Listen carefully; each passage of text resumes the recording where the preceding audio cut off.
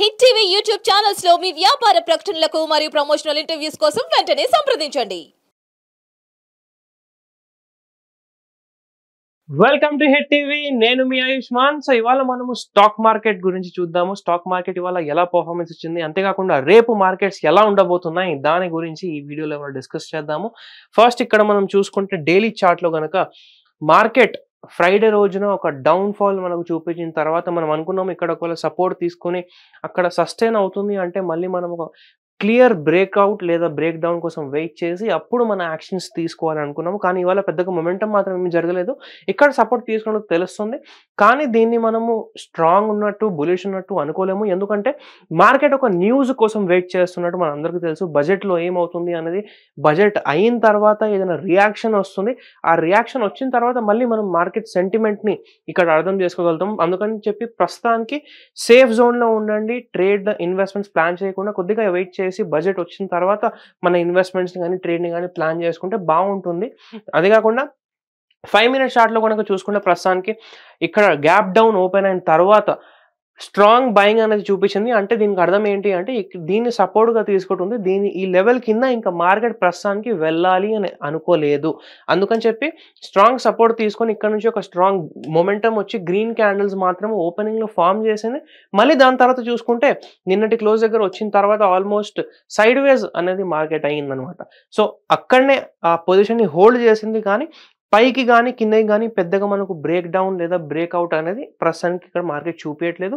రేపు బడ్జెట్ తర్వాత ఎటువైపు అయితే మనకు మార్కెట్ మొమెంటం ఇస్తుందో అటువైపు ఒకవేళ మనకు మంచి ఇండికేషన్ కనుక రేపు చార్ట్స్లో చూపిస్తే అప్పుడు మనము మార్కెట్ సెంటిమెంట్ బేరిష్ అయింది అని అనుకోవచ్చు.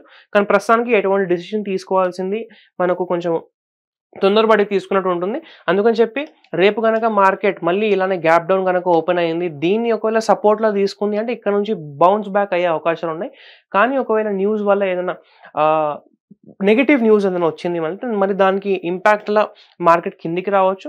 ఒకవేళ మార్కెట్ ఇక్కడనే ఫ్లాట్ ఓపెన్ అయ్యి మార్నింగ్ మొత్తం సైడ్ వేస్ ఉండి ఆఫ్టర్నూన్ తర్వాత న్యూస్ని ఏమైనా రియాక్ట్ చేస్తే అది కూడా పాసిబిలిటీస్ ఉన్నాయి. సో న్యూస్ డే ఏంటంటే టెక్నికల్స్ కానీ ఫండమెంటల్స్ కానీ ఏది పని చేయడం కొంచెం కష్టంగా ఉంటాయి కాబట్టి కాషియస్గా జాగ్రత్తగా ఉండండి. అంతేకాకుండా రేపు ఒకవేళ గ్యాప్ అప్ కనుక మార్కెట్ ఓపెన్ అయింది దాని తర్వాత సైడ్ వేస్ ఉండి న్యూస్ కోసం వెయిట్ చేసింది ఏదైనా కంటిన్యూస్ ఫాల్ కనుక చూపిస్తే అప్పుడు కూడా కొద్దిగా కాషియస్గా ఉండాలి. Continuous fall continuous upside momentum అనేది ఎప్పుడైనా రివర్స్ అవ్వగలదు. ఒకటే సైడ్ వెళ్తుంది అని గ్యారంటీ లేదనమాట. సో అందుకని చెప్పి రేపు మార్కెట్ ఓపెనింగ్ని బట్టి, ప్రైస్ యాక్షన్ని బట్టి, స్ట్రాటజీని బట్టి, మీ సొంత స్ట్రాటజీని బట్టి, న్యూస్ని బట్టి చూసి కొంచెం కాషియస్గా ఉంటే బెటర్ అనమాట. సో రేపు బడ్జెట్ ఉండబోతుంది కాబట్టి మీరు ఒక ప్లానింగ్తో ప్రాపర్ రిస్క్ రివార్డ్ రేషియోతో ప్రాపర్ రిస్క్ని మేనేజ్ చేస్తూ ట్రేడింగ్ లేదా ఇన్వెస్ట్మెంట్ని ప్లాన్ చేసుకోండి. ఎందుకంటే ఒకే రోజులో క్యాపిటల్ జీరో కావచ్చు, లక్షకి ₹1,00,000 రావచ్చు, ఏదైనా జరగవచ్చు.